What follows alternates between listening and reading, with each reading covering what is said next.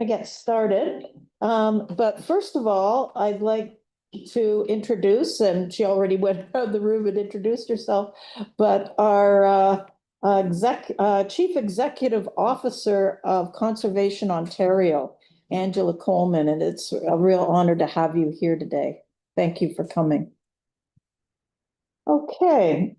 So first of all, we'd like to acknowledge that many Indigenous nations having longstanding relationships, both historic and modern, with the territories upon which we are located. Today, this area is home to many Indigenous peoples from across Turtle Island. We acknowledge that our watershed forms a part of the treaty and traditional territory of the Southeastern Anishinaabe. It is on these ancestral and treaty lands that we live and work. To honor this legacy, we commit to being stewards of the natural environment and undertake to have a relationship of respect with our treaty partners. And just on I guess the weekend was National Indigenous Peoples Day, and I was honored to be part of the Truth and Reconciliation community of Bob Cajun. So that was yeah, that was a really good event. So we're going to get going here. Can I have an adoption of the agenda, please? Jerry and Tracy, all in favor? Carried. Okay, any declarations of pecuniary interest? None noted. And can I have a motion to approve the minutes of our last meeting, please? Peter and Jerry, all in favor? Carried. Great. Any business arising from those minutes? None seen. No deputations. Okay. Presentations and applicable action item 6.1, Conservation Ontario highlights of activities. Angela Coleman, welcome. Thank you, Chair Warren. And is this where I'm supposed to be? Sure. I can stand at the front or the back or wherever I'm to be is just great.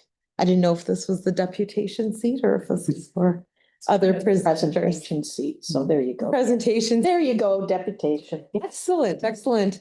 Well, good afternoon, everyone. As Mark knows, I've been doing a large speaker series around this province for the last month. It's a fairly busy time at Conservation Ontario.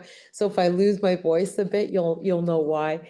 It's really a great honor and privilege to be here at Kawartha Conservation to not only tell you a little bit about the work that Conservation Ontario does on your behalf, but I do feel we are in good company because, of course, Chair Warren is part of our board of directors at Conservation Ontario. So if in fact you ever have any questions about what's happening at Conservation Ontario, I know that Chair Warren is always a diligent member to attend our meetings and provide you updates, I'm sure, from time to time as well. This afternoon, what I wanted to go over was a little bit, in case some of you are not familiar with the work of Conservation Ontario, what it is we do on your behalf and how it is we serve the members, which are each of Ontario's 36 conservation authorities across Ontario. Can everyone hear me okay so far? Perfect. So I did bring copies of our annual report if you wish to have one. I'll leave those here with Mark so you can pick those up if you wanted to have a hard copy.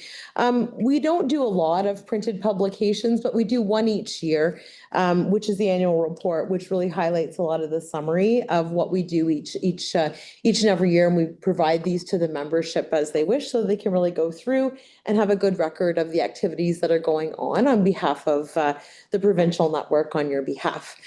So I think I have the ability to advance these. We'll see. We'll see. Time will tell, and we'll see if that machine. Oh, well, so far. Behind you. I have to. The point behind me. Is that what you said? Over there. Over there. Over there. Yeah, seems great. I might just do it the old-fashioned way and say next slide. So this afternoon, the presentation is called Conservation Impact, Valuing Positive Contribution Through Conversation. And we really do think that being able to tell the conservation authority's story, as well as being approachable about the work we're doing in conservation, is important. You could almost say you can't have conservation without conversation, as so much of the work we do within our communities is really all about us connecting and really making sure that everybody is working together to come up with excellent approaches to doing important work for conservation. So that's the theme of the report, and it's our theme into 2025. Next slide, please.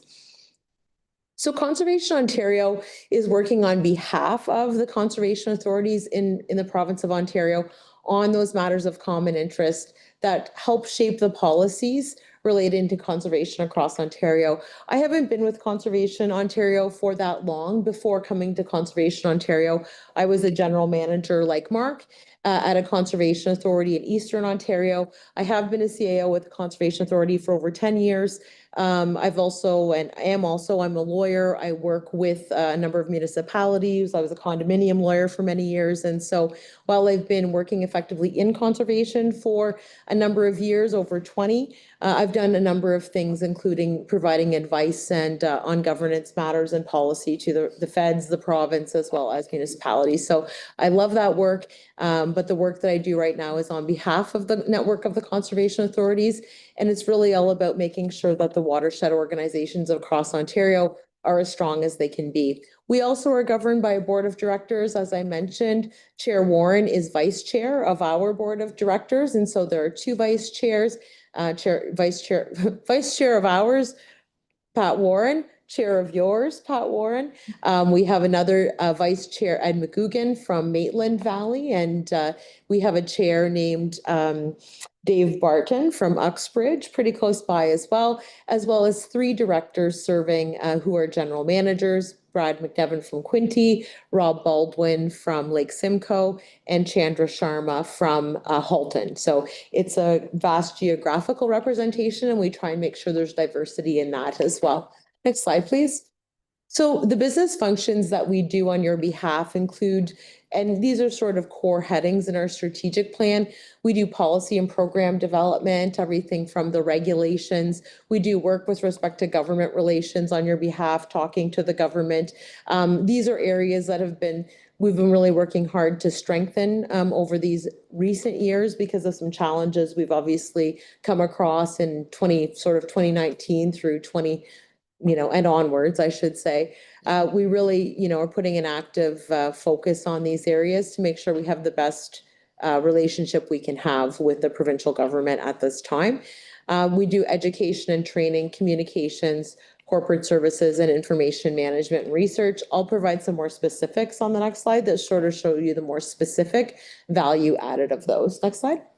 So, for example, I mentioned some of the higher level work we do, but group services include things like we negotiate a policy for all 36 conservation authorities for insurance, for example, to make sure we're having a program that represents the lands well, the business sides well for all of the approvals work we're doing. So we negotiate that each year with the committee.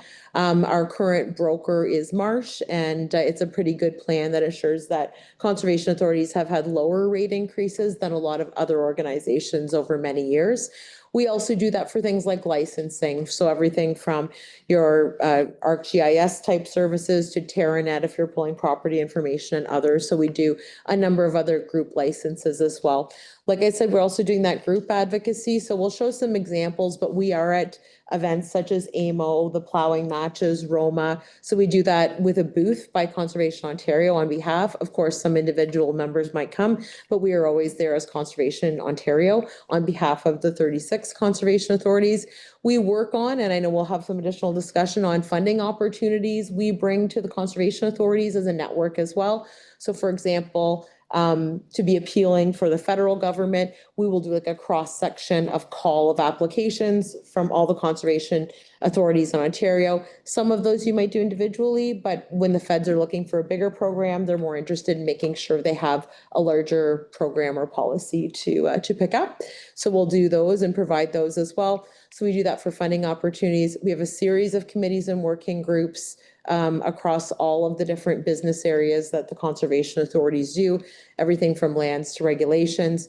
And we do those as part of webinars, trainings, and providing precedents, bylaws, et cetera, for all of you on your behalf. But of course, we also do things like newsletters and networking and so forth. So we do a number of activities on your behalf with the general managers. And for example, Mark was at our general managers training that Conservation Ontario hosts over the last 2 days, where we heard from a number of professionals, including industry experts leading on law, artificial intelligence, a number of different spaces and places that we need to be ahead of on a provincial type of approach. While we also have general managers meetings that talk about more operational items that would affect each and every conservation authority. So we do some provincial type work, and we also do some local support services. Next slide. Here's just again, just some examples of being at Roma and AMO, but we don't only go to the conferences. We'll host mixers, we'll host delegations, we'll do these types of events on your behalf as well. Next slide. The Laternal Conference is a conference in conservation that's been ongoing for over 30 years. Has anyone here been there before over the years? No, never been. Someone has, well, the staff, I'm sure someone over the years must have been to Laternal. But we're celebrating 30 years of conservation this year at the Laternal Conference, and we just provided the information November 3rd through 4th, and that'll be happening in Woodbridge, Ontario. Pardon me? I was there years. You were there years ago. A survey and. Back in the day. Yeah. Back in the day. Well, who knows? He may even show this year. It's the 30th celebration. So we may see a bunch of people we haven't seen for a while. So here we have just, how many people is this big organization running? Turns out not that many. It's 12 or 13 people working really, really hard every day on your behalf. So we certainly have a team that are dedicated. A lot of that team comes from a cross section of backgrounds as well. Again, a lot of experience at many different levels, including, sort of private business organizations, provincial organizations, and federal experience, as well as municipal experience and conservation authority experience. So we're a pretty diverse team, but not a huge office, but trying to provide a lot of support for your staff and make sure that they have everything they need for the great work that they do. To keep it short and sweet, that's what I'll put into this presentation, but certainly, and as always, we offer our time here today to answer any questions that you may have at all. And I'll be here for another matter later on. Yes. Yes. Thank you, Angela. Are there any questions of Angela? Now's the time. Priya. Thank you, and through you. I just wanted to ask a couple of questions about salt. Mm-hmm. Is there a salt working group at Conservation Ontario? So through you, Madam Chair, there is a number of issues related to the drinking water source protection file. And through Simcoe, there is a group on salt action, I believe, as well. Yeah. Best management practices for salt application. Oh, you mean at LSRCA? At LSRCA, but so we work in the office of LRCA at LSRCA. Oh, that's where I've seen you before. So there is a working group that is also working with Conservation Ontario through that group, I believe. Yeah. Okay. Yeah. I wondered if you guys are working on it. You said you're working on agriculture as a focus, but. Sorry. So, but you do have some working groups that. Oh, yes. Yes. I just wondered if salt should have some bigger piece at Conservation Ontario. So we do have a number of resolutions that are coming in from municipalities far and wide. We did include part of those on the council list. So it is a long set of resolutions. I suspect we'll hear something about this at AMO. And so we're kind of looking at the work we do, preparing the best practices that we have and the group of staff that are working on it. And we were going to kind of look at it around the AMO time and see what was happening with it to see what would be appropriate next steps. Yeah. Thanks. Yeah. I don't know if that's adequate, but that's our plan. I know what the resolutions that are yes around and the need to lobby the province on limited liability and reforms and training for salt distributors, et cetera. Yeah. I just wondered where on your agenda that was. Yeah, it's definitely there because there are a lot of resolutions coming in on it. But like I said, it has been sort of a working group approach for a number of years. So I think part of it is communicating what's already been done, and then part of it's looking at the agenda and seeing what the municipalities are thinking should be put forward at AMO. I think those pieces on liability reform are being drafted right now. So we're certainly keeping an active eye on those. Yeah. Thanks very much. Yeah. Any other questions? I've got a memo coming to council on the salt management and all around what was talked about at Conservation Ontario, and I think we're updating our salt management plan, so that will be coming forward very soon, so. Thank you. Okay, can I have a motion to receive Angela's presentation? Harold? Yes. And a seconder, Kriya. All in favor? Carried. Thank you very much. I'll stay Okay, close by until you need. yeah, we're gonna try to get through. Other people have, directors have some other things they have to attend to, so we're gonna try to whip through this. So, 6.2, stormwater monitoring, presentation by Tanner. Bang. Hi Tanner, how are you doing? Good, how are you? Good. Still not working? You can try it.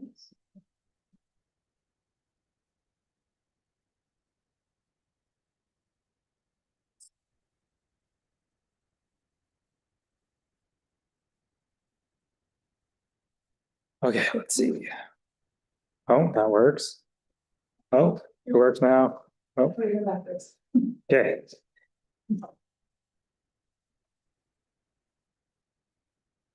Well, good afternoon, everybody. If you don't know me, I'm Tanner. I'm the water quality specialist at Kawartha, and I work underneath Nancy in the integrated watershed management department. And I'm here today to talk about stormwater monitoring. I was actually kind of hoping it would rain a lot, just build the atmosphere a bit, but oh well. They love you. Tomorrow, there we go. We can't move the meeting till tomorrow.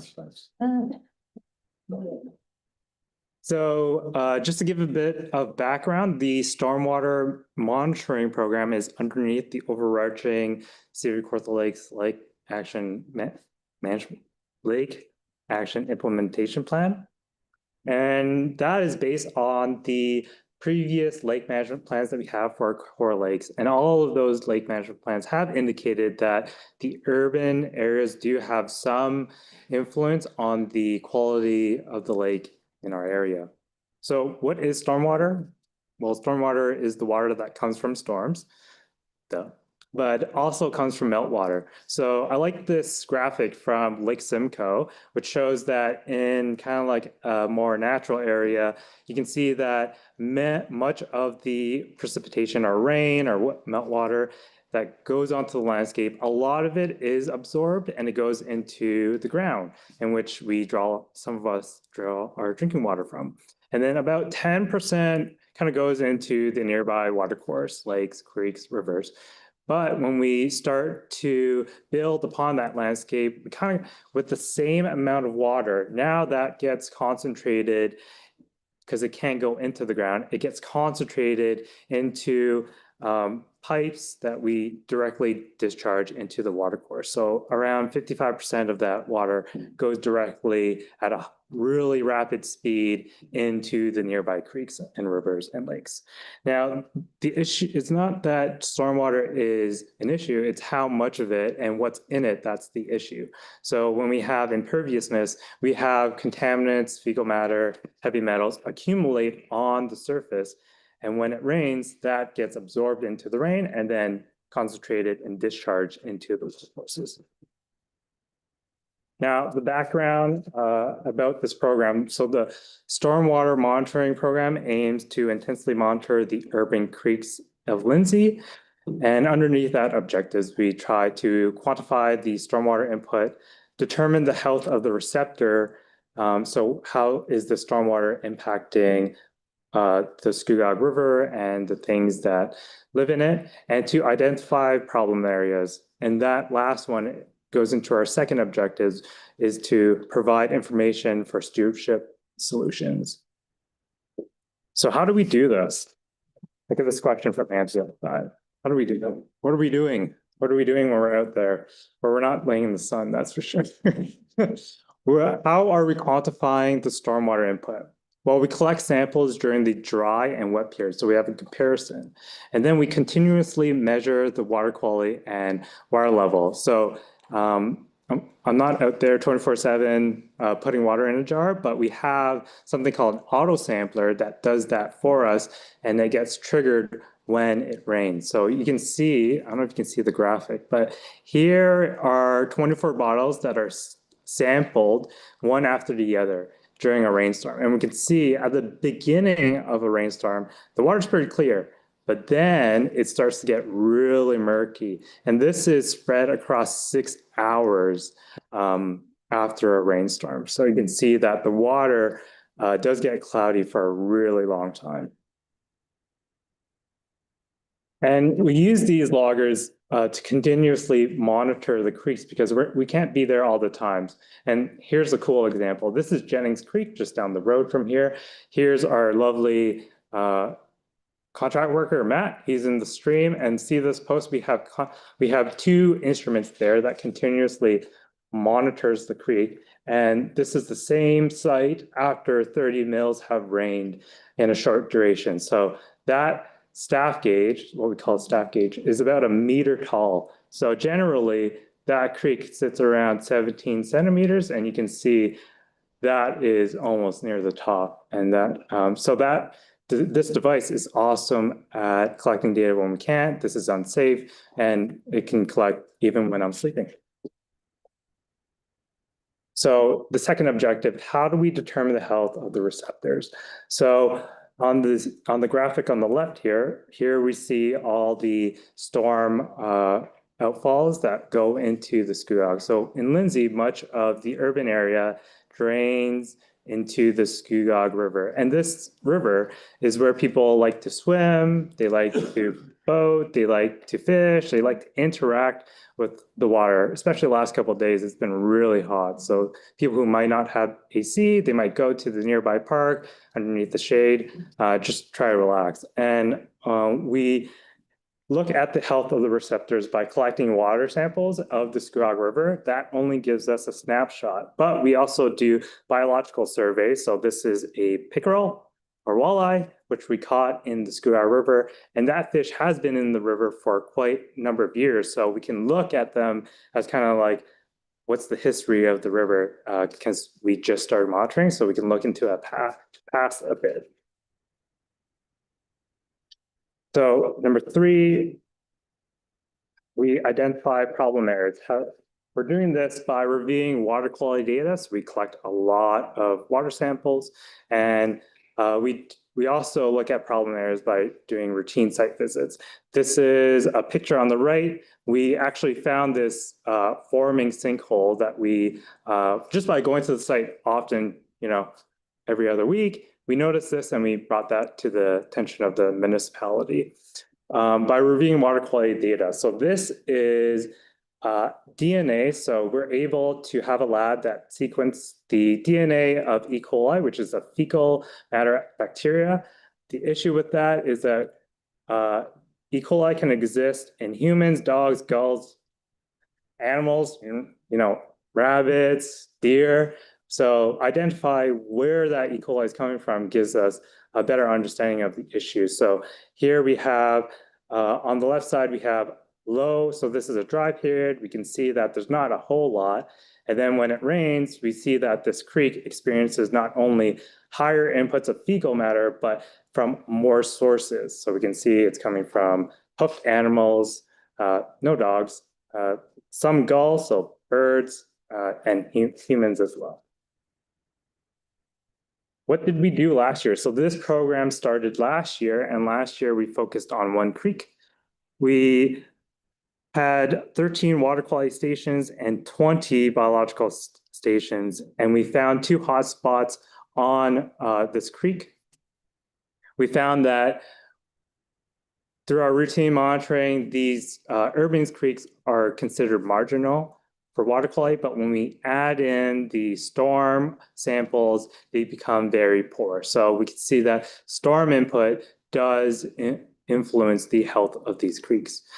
Now, the Schuylkill River, based on our monitoring, represents a good water quality condition, but we can see that the urban creeks are sentinels of change. They're kind of like a canary in the coal mine for the larger river. And through this work, we were able to give all this information to Danielle, who was amazingly able to grab $50K from RBC to implement stewardship solutions on that creek. Now, moving on from Sinister Creek, this year we're focusing on Albert Street. Here's our lovely co-op. It was cold, so we actually sent them out during the spring to take some meltwater, kind of like characterization of the creeks during the meltwater.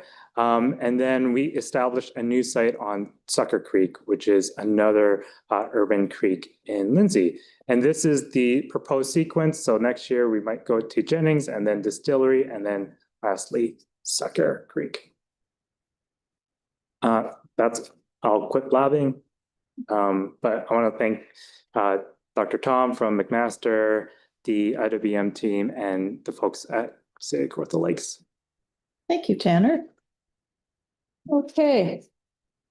Questions, Jerry, please. To the chair to Tanner, your first illustration you had up talking about stormwater, amount that actually gets evaporated. And I realize it's probably not to scale, but it looked like if it was an urban area, there'd be less evaporation.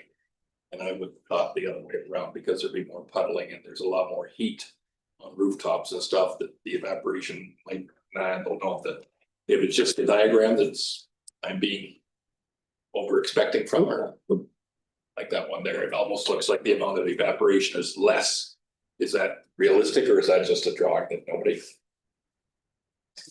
Through you, Madam Chair, to Councillor. So this is just a quick graphic, but in the urban areas, 30% versus the natural environment, which is 40%. So it's about the variability, right? So it's kind of similar. Any other questions? Priya? Yes, thank you, and through you. So it is concerning that with, really heavy storm events, the E. coli levels in the stream are really elevated and from so many different sources. So long-term, to remedy this, is it more permeable surfaces or do you look at the remedy side? Through you, Madam Chair, to the councillor. So I'm going to go through the graphic. Start with the graphic. So the beauty about this microbial source tracking is to look at what organism it's coming from. So if it's more like ducks and geese during the fall when they're migrating, that would be a lower risk than say more from kind of like human sources. Now the human sources, that is a higher concern, but that can be alleviated by just checking the sanitary sewer, checking the stormwater sewer, see if there's possible leak.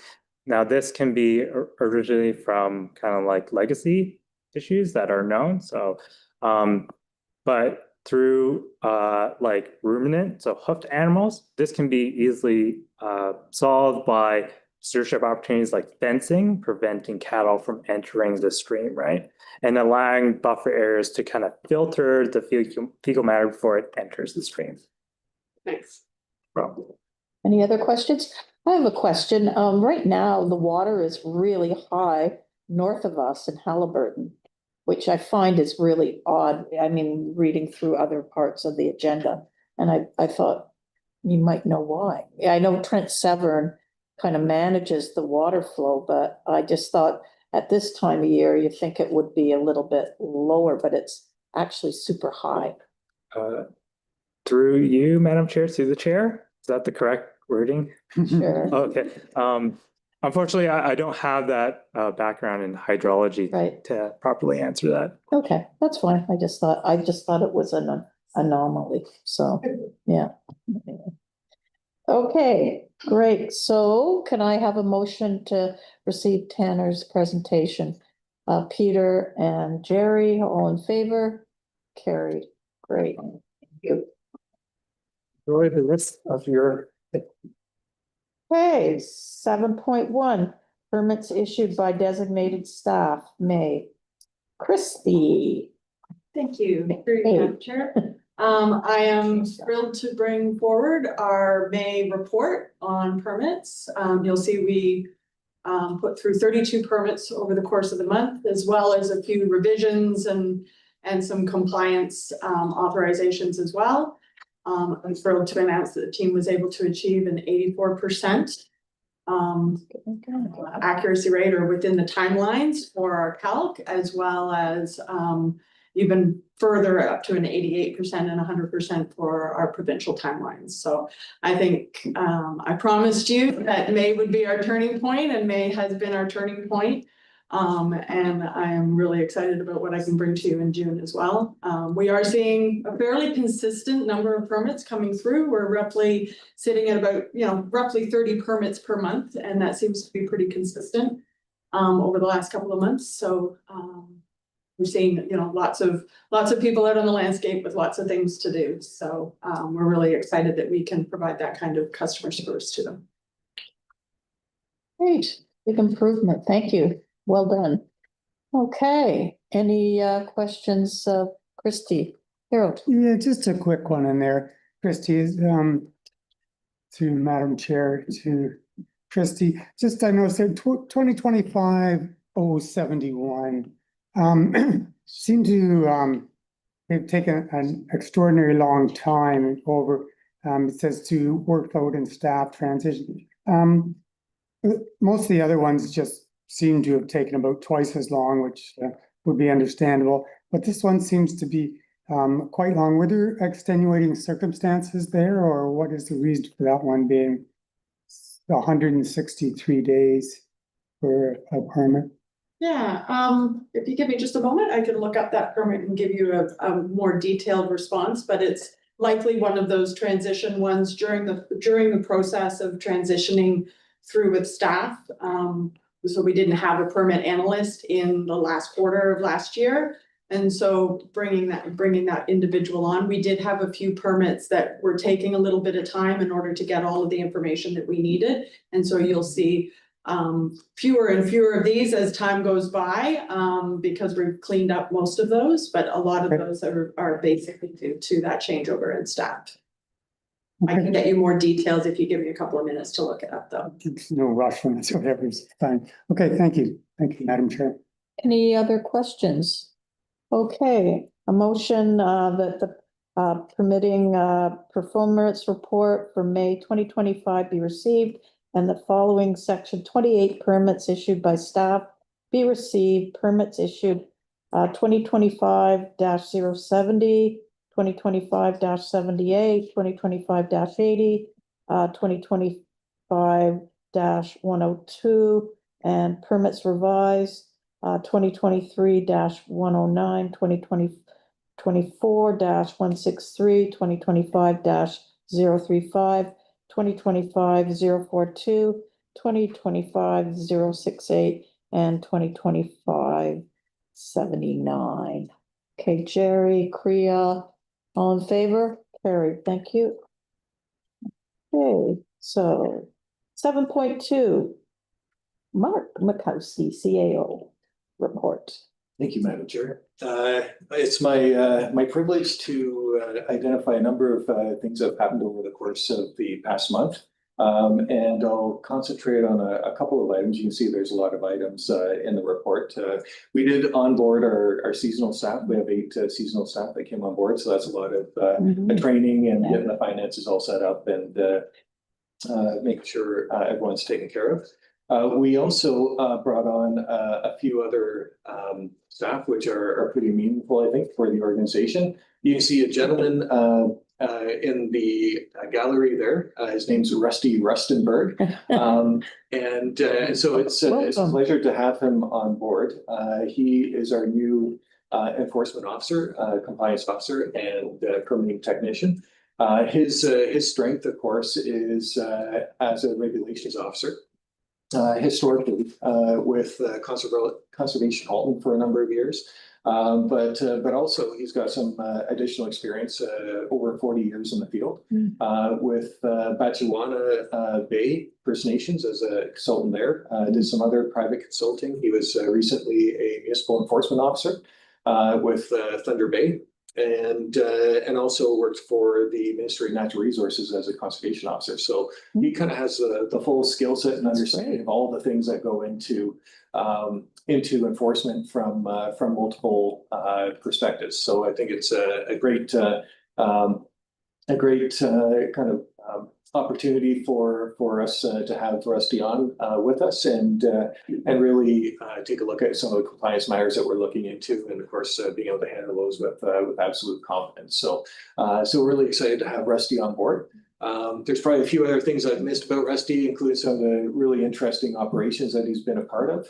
But as you get to know Rusty, you'll no doubt get to know some of the things that he's done. But I can assure you, he's an excellent person to have with us.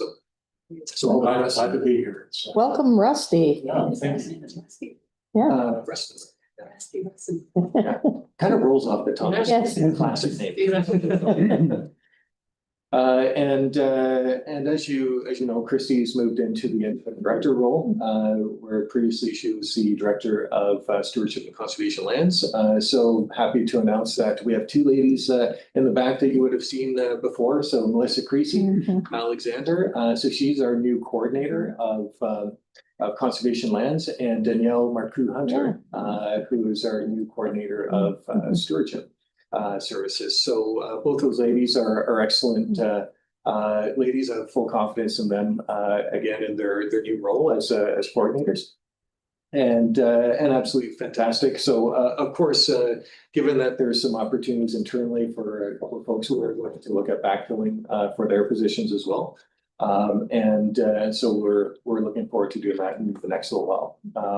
I should mention as well that Wanda Stevens, who without the S, sorry.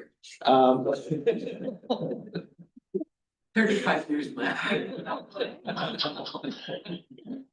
She is looking to re-retire. No, you can't.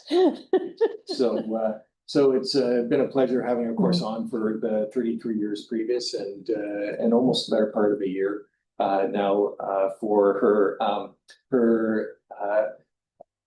encore, I guess you can say, for helping us while our previous director left, John. So it's been a pleasure to have Wanda, and really appreciate all the work she's done. She just fit right back in, and was a great brought great energy, of course, to the organization, as you would have noticed. So, but is looking to retire. So we'll be sad to see her go. She'll be working part-time, of course, just to help out in the interim until we get a replacement for that position. So.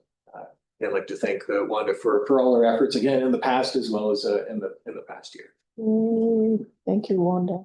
Yeah, thank you. I really enjoyed this retirement. This part of coming back. It's been fun. I've enjoyed all this stuff. You have wonderful staff, Madam Chair, and mixed feelings about retiring.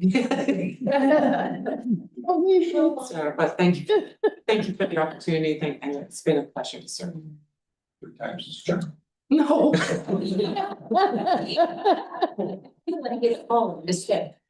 Uncle. One more year. She's almost convinced. Yeah. Gee, we couldn't find anybody. Nobody else will hire me though. So some of the other things that we've done in the mix is we have looked at the new rules with the Conservation Authorities Act, and making sure our financial reporting streamlines well with that. So that's been something that Juan has been able to work on. And we had a few really interesting things happen with communications. And so we had the Botanical Jungle film come here and highlight some of the activities that we've done, Ken Reed in particular, as well as some of our stewardship and integrated watershed management activities. So that'll be expected to air on Bell 5 TV later this fall. So it's great to host them, a great group of individuals that are looking on nature-focused television. So that was great. And you have a goodie bag in front of you as Oh, well. no. And this is courtesy of John Chambers and his great work, in addition to all the social media stuff that you would have seen. But this is a local business. I believe it's Burns Bulk Foods. And so they have a new feature, which is every month they like to help support different organizations. So this is their third time. So they have a mix of the month, which you see there. And this one's called Trail Treasures. And the highlight is as supports, there's some money that comes in, I believe 10%, was it, John? $5 from each bag. $5 from each bag come back to the authority. So Great. I think it's a really great initiative. The lady actually uses our dog park all the time. I believe they have a bench as well, a memorial bench in there too. So it's great that they're supporting environmental causes and have this as part of their business. So a great profile. I should mention planning and permitting. We had our planner and permitting analyst attend a Lake Simcoe event. It was sediment erosion control, which is part of our initiatives to make sure that we're up to speed on all the good things and help us make sure that we have our comments and permitting activities and the different conditions that we have in them are appropriately identified. So you have a couple of pictures there. I believe our planner is in there because she wanted to volunteer for all of the sediment erosion control pieces, including spraying some of the hydro seeding and stuff like that. So she was pretty excited about that. And it's something, like I say, it's something that makes us ensure that our business is up to speed and is appropriate for different measures. And let's our staff see what the different implementation measures look like as they are implemented. The team has also done a great job in making sure that we're on top of our permitting. So you can see the results from the last graph that was attached, and a lot of those items are below the lines that we like to see them, the guidelines, and we are actually advancing on those guidelines, as you'll see in June. So we're ahead of the curve now, which is tremendous. So they put a lot of energy into that. You have seen that we are tracking our permitting relative to planning as well, relative to municipal due dates. So those stats are provided there as well.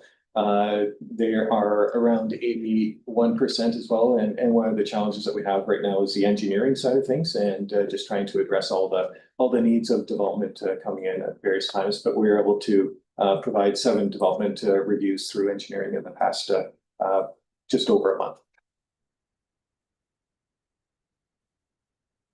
Going into some of the ice storm damage that occurred, we're still working on a number of the activities to open things up. You still see a few of the branches that are scattered around on the front office. There's a lot of chipping that's actually gone on, and a lot of removal of that material as well, just to make things look nice for the conservation areas. But we will have more work to go on that front. We have opened up the group camp and the road leading into the group camp, which had about a couple hundred trees that were blocking the road. So that's all cleaned up now. And we had the help of a tree service company as well, who were working really hard to make sure that was opened up. So they did a great job. And we have opened up Pigeon River headwaters, which is great. So. Another highlight in conservation areas is that we received the Accessibility Awareness Recognition Award from City of Kawartha Lakes. So that was great. I know there's some pictures floating around with Christy and I believe the MCA on that, Melissa Creasy Alexander. So that was great, and I'd like to thank the City of Kawartha Lakes as well for recognizing the efforts that we've taken. We have a couple accessible trails. One is under trees right now, but we have pretty much cleared up the other one, and this was for the accessible washroom at Lakeview as well. That was specifically recognized.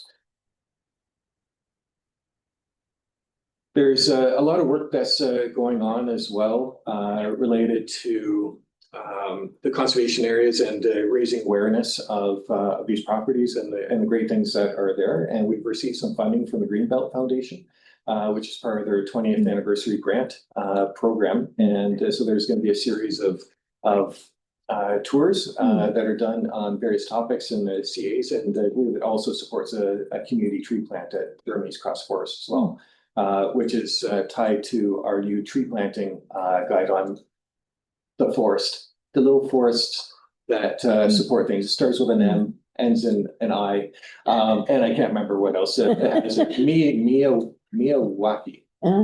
Yes, I see a thumbs up, so that's tremendous. Thank you, Danielle.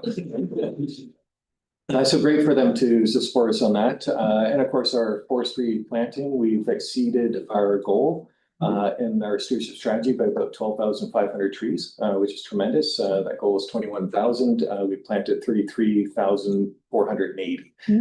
So very, very precise on that number, which is great. And we are exploring other funding opportunities as well.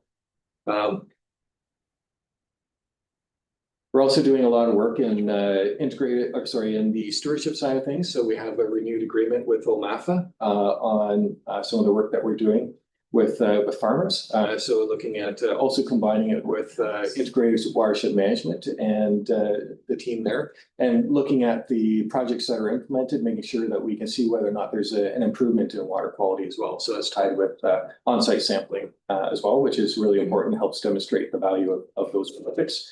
The ALICE program as well is going well. So we have Josh Noiseau, who was a former member of the PAC and is now working to implement projects. And he's a great, I think, ambassador for agriculture in general, and getting people on board with these sorts of things. So he's very active, and we've confirmed $170,000 through the program this year on various projects throughout the area of focus.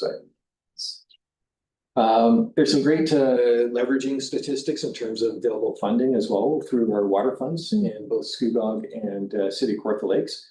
In Scugog, there's $20,000 that's allotted to landowner programs. That's supporting a landowner contribution of $65,900, so almost 3 times the value. And City of Kawartha Lakes, $37,000 to 15 landowner projects at a 2-time return on investment, which is great. The community fund is much higher, actually, with $25,000 going to several community groups, and the leveraged investment is $166,000 on that, which is tremendous. So,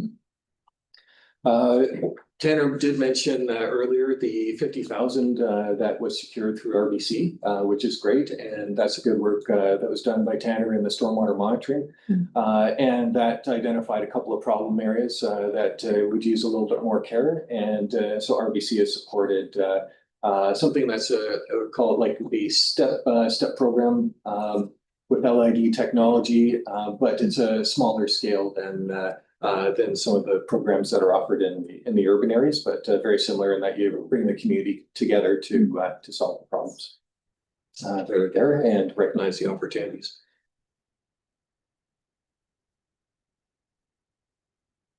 Climate change action is of course important to us. So there's a number of loggers that have been deployed with our partners, the lake stewards, and in this case, it's Kawartha Lake Stewards are very active in helping us look at the rainfall amounts and recording the information on temperatures in the nearshore areas. And what we're doing is we're converting things. What was in the previous times an end of the field season approach, we're trying to make sure that's real time. And the real time information allows us to use that data in a quicker format. And this is particularly useful, for instance, on the flood forecasting side of things, where we have intense storms. We were able to figure out right away where it comes from. So we're modernizing that in order to help us out with our roles in flood forecasting and low water as well. We've also identified a couple of upgrades that are necessary. This is tied to the environmental monitoring strategy. And you do have an item a little bit later on some of the capital infrastructure elements. And these are a couple of those upgrades that we're looking at for India Point and Emily Park. Water's been a little scarce as well, last little while. So average precipitation for June is usually 92. We've got 13.8 at this point. So it's quite low compared to the average. So we're watching the low water indexes. Right now, I believe it's still okay, but We do have some rain coming, which is good, but it is low. Do you know why the water would be high in Halliburton then? Why the water would be high in Halliburton? You know, I haven't looked there, but it could be the feeder lakes. Well, that's, yeah, it's not my car, it's like. Yeah. Quite high, so I don't know why the Trent Seven wouldn't be letting it out to come south. For you, Madam Chair. Thank I did get a response back from Nathan. So there was a lot of snow this year accumulated on the ground in the reservoir lakes that are up in Halliburton at their almost at their full capacity. So there's not wiggle room to move water around at this point. So that's business as usual. So they're not letting water down though. Not at this point, he said no. So I don't know. Huh, That's his response. I just Googled it too, and it said snow melt, like snowpack from the. yeah, but I just, the Trent Severn manage that water and it's feeder lakes. And they have dams and they usually let it flow down, and if we've got low water here, why wouldn't they be, anyway, that's okay. It just was an anomaly to me, so anyway. Sorry, go ahead. Yep, thank you, Madam Chair. There's two other items that I'll just highlight. One is some of the great work that Tanner's doing with and Nathan as well with our community science volunteers where we collect samples. And you can see that there's average conductivity and average chloride in the lakes, and there's a little snapshot there. We'd like to provide some of the information from our monitoring as we get it. So you can see that the conductivity for the various lakes and the chloride values are there's a relationship, of course, between the two, but that's why I kept Tanner here, just in case there's any questions on that. But you can see that the lakes do have some impacts from chloride and conductivity. Do you have a question? Why, do you want me to wait now or later? No, go ahead. I was just noticing there on Lakes Keewaugh, the high conductivity in that. Just wondered, is that representative or were all those samples taken in Port Perry Bay? Come on. See that? Yeah.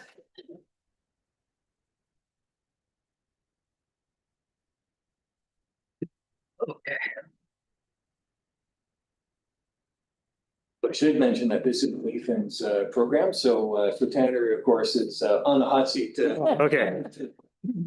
I know, Yeah, so for Lake Scugog, the average conductivity is around 450. I don't believe the samples taken in Scugog is around Port Perry Bay. okay. I think this is an average value from multiple sites across Lake Scugog. The value, is that your question? Basically, yeah, it's, because I know there is issues right there in Port Perry Bay, and I wondered if how many samples were taken in that area. There should be quite a bit of difference there from, say, off the end of the island or Caesarea or someplace where it's And Madam Chair, the program is designed to be lake-wide for all of these. So the volunteers that we have sample a number of set locations, and so it would be as an average of these sites.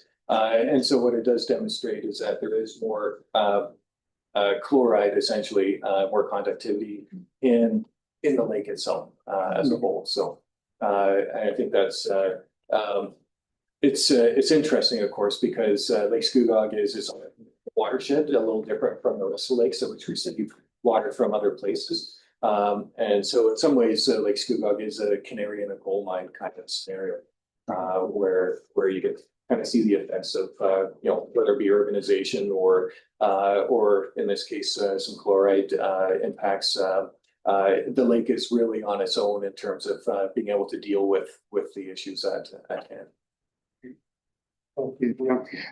I mentioned that because we are having issues with the E. coli sampling that's being done. They will only sample it on a beach, and that's in Port Perry Bay. And there's so when it tests bad, the whole lake tests bad. So they seem to want to sample anywhere else. So we don't get a representative sample as to the health of the lake. Okay, thank you, Matt. Okay. Madam, Mr. There you CEO. go. And so the Thank you, Shannon. last item that I'll just mention is some of the some more interesting work that we're doing on the Bob Keaton Dam project, which is trying to evaluate the impacts of a bottom draw compared to a top draw and the impact on fish habitat.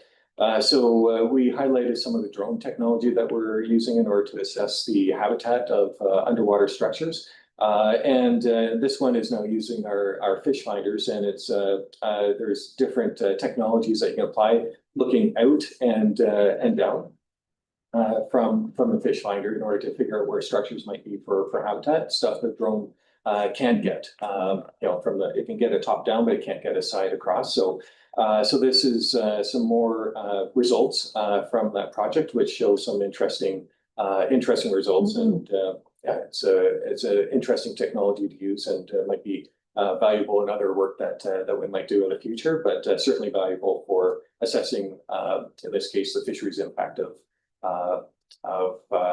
that dam and the impacts of fish habitat on that. So going forward, the next step with Trent Severn, what would that be? Like, is there not something that's going to happen in the fall? Yeah, so there's of course a multi-year component to this. 1 year is enough to kind of figure out generally where you're going, but if you really want to evaluate the effectiveness, it has to go on for multiple years. Yeah. So we see that as probably something that is going to be required, and I can turn it over to Nancy as well, who has some more information on that. I was just wondering how many years, so I could. So we are working really closely with Parks Canada on moving forward with multi-year projects with them. So we're in discussions right now. They do see that there's a value and a benefit of continued monitoring, whether it be in kind or a financial contribution. That still has to be worked out, but they are on board with continual monitoring. Just wondering when I can tell Larry Jones that they're going to change the flow of the water. No, they are, like we said, they are planning on testing in the fall. So we'll have some data to see if in the spring, That's the hope, yes. yeah. Yeah. That maybe that will be something we'll do. Thank you, that's great. And Madam Chair, realistically, Trent Severn Waterway likes to make decisions based on science. So 1 year is probably not going to be enough for them to change things for a long term. So so they probably will want to have a multi-year monitoring to evaluate. But it's good, yeah, it's a good step. Yeah, thank you. Great. And that's that? Yes. Okay. Thank you, Madam Chair. Any questions? Tracy? Thank you through your chair. Just wondering when you guys went through the process of doing the storm cleanup and your just different conservations, clearing the paths, obviously for safety issues and stuff like that. Did you have like a more in-depth look to see if there was more damage throughout the forest or the canopies? I'm just asking that question because that's how the city's rolling out our storm, recovery cleanup. I'm just wondering if that's kind of the same thing or you just did it all at once. So through you, Madam Chair, what we've really done at this point is really looked at our infrastructure and seen whether or not there's any damage to that, which there's a minor amount. And then the trails, which is the really big point. We haven't assessed the forest as a whole, but I can tell you from walking through those areas that, well, one, you can't find the trail. But aside from that, when you are able to find your way through, the forest canopy is definitely a lot less. You can see through the forest now, whereas before you couldn't. And you definitely see sky where you couldn't before. So I don't know if it's 30% canopy damage, but it might be pretty close to that. Melissa Creasy, of course, is here too, so she might be able to explain a little bit more as well. Yes, through you, Chair. Thank you. Just echoing kind of what Mark said, our focus primarily has been on the infrastructure and our trails and reopening those back up for the public in a safe manner. As Mark mentioned, we have been noting certain areas inside the park. I can tell you group camp, for example, the canopy is far less there than it was prior to the storm. So we are making some notes about different areas where there could be potential to do understory plantings or go back into the future, but we have not explored that further in depth at this point. Thank you, and I'm glad to hear about the understory because I think that's one way of doing rehabilitation at a more costly not as big as an impact when it comes to costs. Yeah, and Madam Chair, further to that, we know that the province has come out with some funding as well that's supporting municipalities and businesses. We're looking into our eligibility for that. We did have some initial return on our inquiry, which indicated we were not eligible. So we are going to just pursue it a little bit more and outline some of the impacts that the ice storm had, and non-for-profits are identified in there. So we are hopeful that there is some funding that'll help support our efforts on the cleanup. Could the foundation reach out? I don't believe it's on a behalf? foundation element. It's really Yeah. geared towards the business that is affected directly, so that I just thought, you know, Yeah. not for profits that, so. Okay, Through you, Chair, Tracy. to follow up with that, is that including the new fund, the MISA fund? that was Yeah, just that's what he's announced? talking about. Is that, Yes, that's the business one, right? Yes, Where you guys apply? yeah, the BISA fund identifies the non-for-profits, businesses and landowners. So yeah, we figure we would probably qualify under that element since non-for-profits are specifically identified. So that's the one that we were looking at. We didn't believe that we were eligible for the provincial one, or sorry, for the municipal fund. Because that would have been included, I think, in the eligibility criteria and would have received a survey similar to municipalities, but we have not received that, so. Okay. I believe Brad had it on his. Oh, Jerry? Jerry, you have a question? No, got answered in the second one. Oh, okay. Any other questions? Okay, so can I have a motion to receive the CAO's monthly report, please? Jerry and Kriya, all in favor? Carried, great. Okay, 7.3 correspondence. Mark. Great, thank you, Madam Chair. I'll keep this generally pretty quick on my end. There's been 4 pieces of correspondence that we received that we thought might be of interest to the board. They're all tied to the recent legislation that the province has come out with on special economic zones, Bill 5 and Bill 17. So they're provided for your interest. I can speak to Conservation Ontario's comments briefly, which is we generally recognize that there are some elements that might affect Conservation Authority business, but they are not.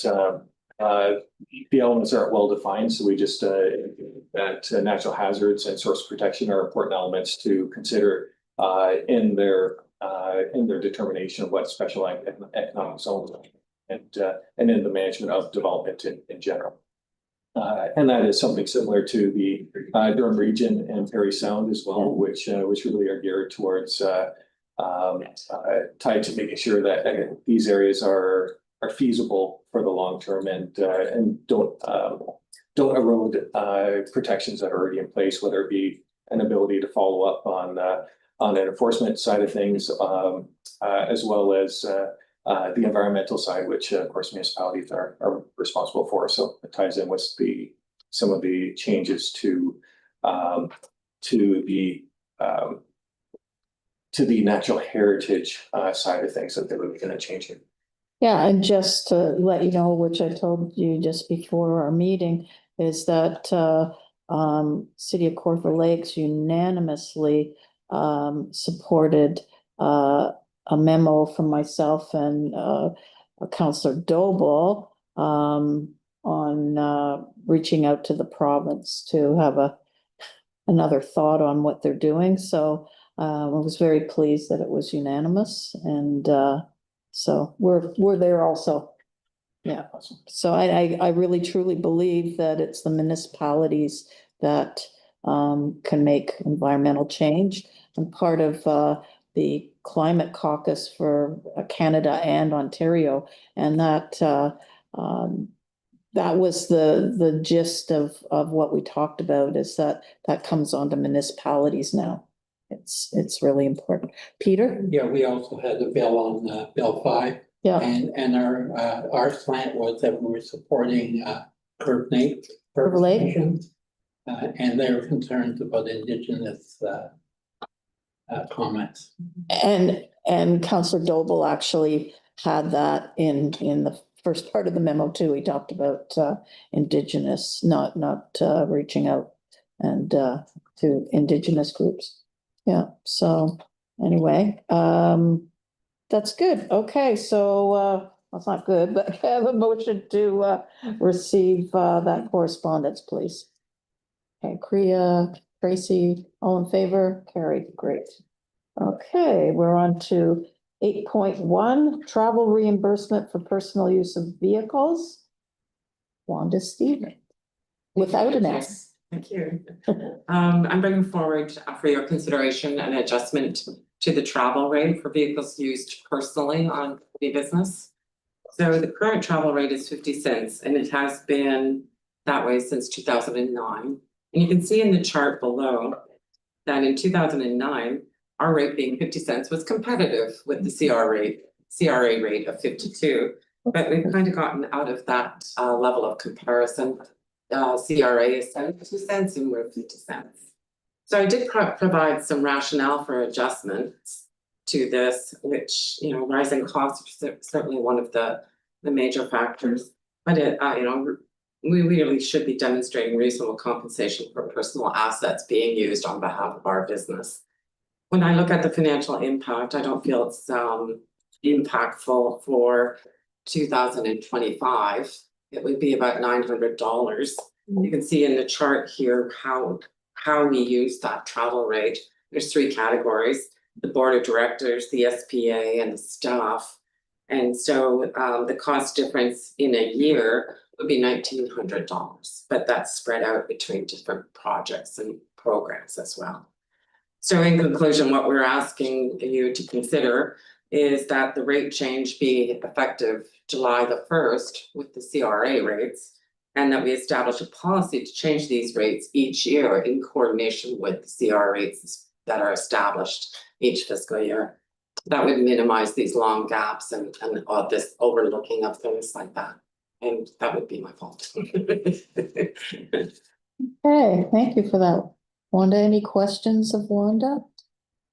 Okay, so resolve that effective July 1st, 2025, the mileage reimbursement rate for personal vehicles be adjusted to match a CRA approved rate for the first 5,000 kilometers and beyond, if applicable, and further that beginning in 2026 fiscal year and annually thereafter, the reimbursement rate be received and adjusted at the start of each fiscal year to align with the current CRA approved rate. Can I have a mover and a seconder?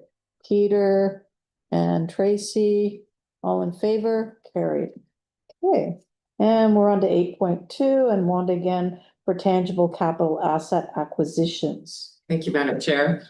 Again, I bring forward a list of tangible capital assets that we've identified as important to our operations and for your consideration. So we're requesting a total cost of proposed assets at being $135,000. However, the funding will be from the capital asset reserve of $111,000, and $24,700 is supported by a general benefit project called Environmental Monitoring Strategy. So the recommendations outlined in this report reflect both proactive and responsive measures evaluated for operational necessity and long-term value. So if you'd like, I can go through these quickly for you and then address any questions you may have. Sure, thank you. And I have some backup support too, because I don't know a lot about cars. So the standby generator, as we've experienced, is becoming more required in our operations. This generator that we've had quotes on will power this whole building, both sides, as well as the field center. And it would avoid critical failures that we experienced most recently. And it also mitigates the number of interruptions that we have with hydro in our routine daily business. We have interruptions of from an hour to like 3 or 4 hours. And when that happens, we don't have any potable water. Our toilets don't work. Our staff don't have computers. Sometimes it's cold, sometimes it's warm. So everybody kind of is flustered. Where do we go? What do we do? When do we call it a day? And so that's a reduction in productivity that can be managed effectively as asset. We've had 2 quotes. They range from 53 to 55, and that's where we stand at this point. I also need some chairs for the office and for 15 staff that are sitting on chairs 18 to 20 years old. They're failing, they're grubby, they've deteriorated significantly. The next asset is the road study. This was started in 2024. And we have a budget of 15,000 for that road study in 2025. However, we had a most recent quote, and the cost would be 25,000. We're asking for 30 at this point, since there might be a contingency that we would need. In the used vehicle department, we found an excellent used vehicle. It's a 2001 GMC Sierra 2500, and it's had new manifolds, new brakes. The body's in fantastic shape. It's certified 212,000 kilometers, a crew cab with the towing package.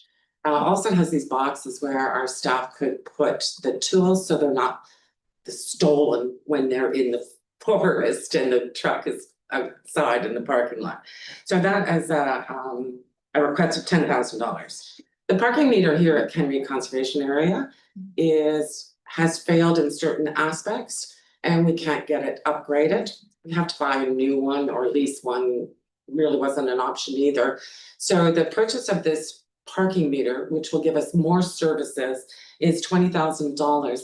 And we're losing, what we've noticed is a decline in our parking revenue because that doesn't work, and people have been coming into the office to pay their $4, but lots don't. We're not open all the time. Then we're losing revenue that this will compensate for in itself by turning that revenue into a higher rate again. The easier it is for them to pay, the more we get. Yeah. So the other acquisitions that we have are funded from the special benefiting project, the Indian Point rain gauge at $8,500, and the non-con station logger as well at $16,200. They were approved in the 2025 budget. However, we do have to have board approval to acquire assets that we're going to be placing in our asset reserve. So the financial impact is the request is 111,000 from the capital asset reserve account, and the 24,000 is being funded through the general benefiting environmental monitoring strategy. So what we have also is commitments from 2024. So we've already committed some of our capital reserve money from projects that didn't get completed in 24 and are now being rolled over to 25. Those total $83,200. So the total drain on the asset reserve in 2025 would be $194,400. I provided some schedules for you so you could see the money laid out, and then your reserve account, the capital asset reserve account, would be left at $344,500 after the draws. Do you have any questions, Madam Chair? Yeah, just quickly, I guess I've been around too long, but the parking was supposed to go towards the road. Yes. So, if we're losing out on parking, that was supposed to be filtered into looking after the road, which definitely needs doing. And I was just wondering, that $30,000, would that also take in possible remedies, or is that just a plan? Well, my understanding is the road study, it's a geotechnical study, and it'll give us the solutions to why this road is always in such bad repair. Yeah. We don't have the right. It is for sure. It doesn't have the right base. Okay, so I'm just doing it from my perspective, but my perspective is always money. So I don't know what's underneath the base, and I don't know fully understand what the project's as it started, but I know that it is the solution so that we can find a permanent solution as opposed to always graveling, always grading and that sort of thing. But we do have folks in this room that do have better information than I do. Yeah. Thank you. Okay, Tracy, Through your chair, just a quick question on the generator, is that for everything encompassing like your exterior buildings as well for hookup? The generator, because it's one hydro connections Yeah. for this building, there's two sides of this building, this is two pieces, right? Like this is the newest and that's the oldest. And then the field center is also on this hydro bill. So that both sides of this building would be fully functional. The pipes won't freeze and the security system will work, and then as long as there's internet, it will work, as well as the Okay. field center, which is a very large open space and electricity or heat if we needed it. And it could also be, like we mentioned before, like it's a great place for people to come and warm up, or, you know, like Just assume. limited situations to get to, especially rural based. Jerry? Through the chair, would the old parking system have any market value anywhere else other than here? It's a really good question. I didn't seek out. I don't know if I'll take it as a trade or not. But I don't know what I could get at the medical file either. The other thing I was gonna ask, it mentions in there a little bit about rental vehicles Yes. in the dialogue. Yes, I it does. remember way back, John was pursuing the idea that renting would be better long-term than some of the purchasing and the drawdown. Where are we at with that? What's the concept? We've checked that, like our reserves. So what we do is our vehicles are charged out to the various programs and projects. And what's happening is that the rental vehicles are so expensive, and sometimes they sit there and they're not used. And they're not used, there's no charge to the programs and projects. So, but it's still costing that $175 a day. So I'm not getting enough money, and we had a bit of a loss on that rental program. It's an internal rental vehicle program, right? We're saying this is how much it costs to operate the vehicle pool, and this is how much we charge per day. And it's on a basis of how many, the average of usage is. But the usage wasn't being maximized. So as such, we paid all the insurance, the maintenance, the gas, and all those things, and the vehicles weren't getting charged out to projects. If you have an internal vehicle, you can maximize your usage and not have extra vehicles, so to speak. And Madam Chair, we did have another issue with our rental vehicles, or the contract is that you return them as you have them received, and we had the hailstorm as well, and the hailstorm put $15,000 worth of dents in each vehicle that we rented. So that was an issue for us as well with rental vehicles. Our own vehicles, you take care of the worst ones, but you wouldn't have to worry about like having a mint condition going back to both vehicles, so. Okay, Harold, you have a question? Yes, Madam Chair, through you too. The standby generator, what's the power source of that? Oh, that's great. Great question. We have a bullet propane tank right there. It will be fueled by propane. It just comes right across, that line just comes right across. And downstairs at that wall is the connection. And it's a 400 amp unit that will suffice all the operations that we need.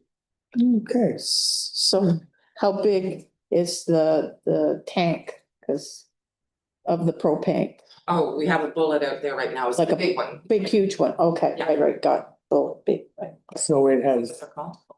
there's lots of longevity there for, Yes. yes. Indeed. And I like the idea of, an emergency center. I think that's that we're community focused. Yeah, and maybe there's, some funding through doing that. Could be. Yeah, going for it. Anyway, thank you. That's great. So, any other questions of Wanda? Okay, can I have I have oh, sorry, Peter. for you. I just curious with the parking, what is the revenue yearly from the parking? Through you, Madam Chair, my last recollection is 23,000. So it would only take 1 year to pay for the parking. Okay. Okay, any other questions? Okay, can I have a motion to receive the corporate services report? Tangible capital asset acquisitions. Priya. I thought we have to move something. Okay, I'll read it. We've got it in front of you. Okay, resolve that the Board of Directors approves the use of 111,000 from the capital asset acquisition reserve for the purchase of tangible capital assets. And further that the acquisition of assets totaling 24,700 for the general benefiting environmental monitoring strategy implementation project as approved in the 2025 budget be authorized. That's the motion. Priya, seconder, Tracy, all in favor? Carried. Thank you. Okay. So we're on to 9. Any new business? No. Did you have your hand up, Priya, or were you just waiting? Okay, I don't see any new business reports and updates from board members. Kind of said my bit at the first, so nobody else, okay? So we're going to go into closed session, and I need a motion that the board enter a closed session, into closed session. Okay, Jerry, seconder, Kriya, all in favor? Carried. Thank you. And Madam Chair, just looking to have Angela Coleman and Yes. Nancy Aspen join us. Yes, thank you. You gonna be here next time or you put my away? Done.